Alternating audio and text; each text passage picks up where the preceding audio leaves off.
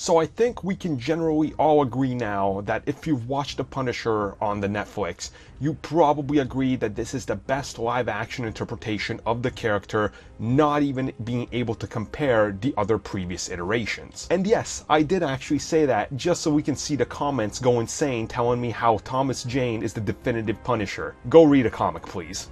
Well, now that I've pissed you off, let's talk about how Jon Bernthal was almost not the Punisher and why he was contemplating turning down the role. So we know how the story folds out. Jon Bernthal was in fact cast as Frank Castle. He has his first major story arc in Daredevil Season 2, and then after the huge success and the fan favorite pretty much riots across everywhere I looked to get a solo series, it was officially announced. Now that it's behind us, recently Jon Bernthal actually got to be interviewed regarding this whole thing, how it came to be, and some of his thoughts on it, and this is what he had to say.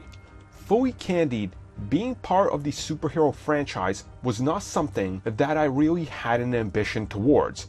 It wasn't really on my radar. A lot of people that I really admire, actors that I really look up to, have avoided that whole thing. So you definitely get what he's saying here.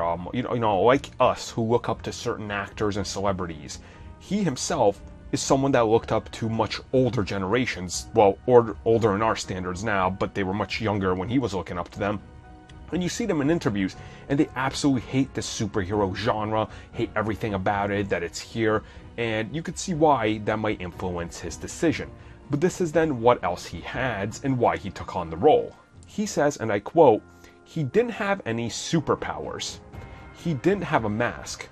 He was a grieving father and a husband who was reeling from an unimaginable traumatic event.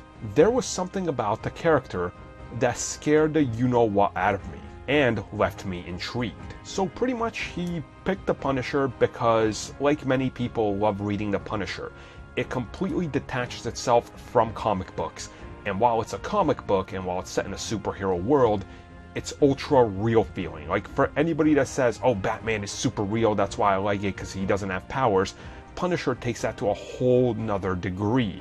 Like most of his villains are pretty much just mobsters. There's nothing big, powerful, super powered about them, which is why people really love the Punisher, and that's one of the reasons I also got into the Punisher. So yeah, I'm definitely glad we got Bernthal because he's absolutely amazing as Frank, and you know, I'm glad that they were able to set it within the confines of the MCU and still make it feel ultra real. Because just imagine, if he turned it down, maybe Jason Statham would have walked it back and picked up to actually, you know, call Marvel back and agree to it. Oi, Micro, we gotta go bust some heads. I don't know why he turned into a redneck there.